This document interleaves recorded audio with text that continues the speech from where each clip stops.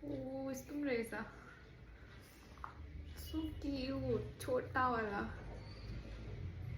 Wow, वैसे तो मेरे को ब्लैक कलर बहुत पसंद है। थैंक यू बाबा।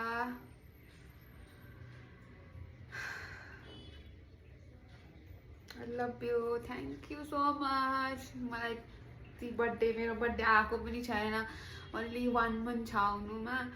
त्यो मलाई यति दिए भन्नु पनि आएको छैन, यति धेरै सरप्राइज दिएकोमा यो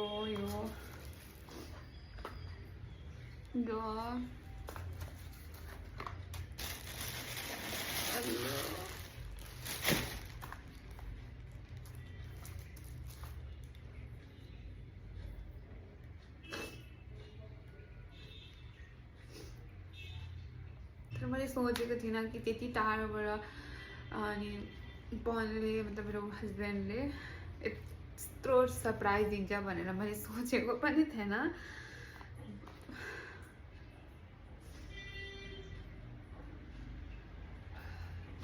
I'm so happy. Thank you.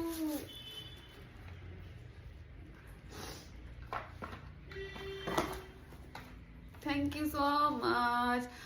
मेरो हस्बेन्डलाई अनि मेरो दादालाई यति धेरै माया गर्छ तपाईहरुले मलाई। अनि कस्तो दामी छ यो घडी पनि दादाले पठाइदिनु भएको दुईटै। Thank you guys. र यो भिडियो चाहिँ म अब यहाँ इन गर्छु हैन। यो भिडियोमा मैले देखाएँ तपाईलाई मेरो घरबाट पठाइदिएको पार्सल र म सरप्राइज पनि भए हैन। मेरो हस्बेन्डले टाढोबाट यति पठाइदिनु भएछ मलाई थाहै छैन।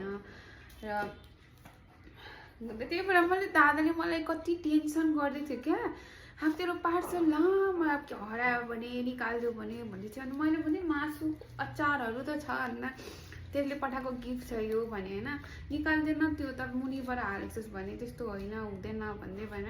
तर मैले त्यो टेन्सन लिँदै थियो क्या, मतलब त्यही कारण रहेछ कि मलाई थाहै थिएन कि मतलब फोनको पनि गिफ्ट छ। अब त्यसले त्यही सोच्यो होला हैन, त्यही भएर त्यसको पनि गिफ्ट थियो यति दामी दामी। अनि त्यसले त्यही सोच्यो होला 10 दिन बाद आउँदैछ यो पार्सल। अनि त्यही भएर स्पिड पोस्ट गरेको थियो, तर के गर्नु भएन, आएन जल्दी। खोर्सानी सोर्सानी सब बिग्रेछ हो। थ्याङ्क सो मच आमा बुवा अनि दादा अनि मेरो हस्बेन्डलाई मलाई यति धेरै माया गरेर पठाइदिनु भयो। Thank you and thank you for watching my video.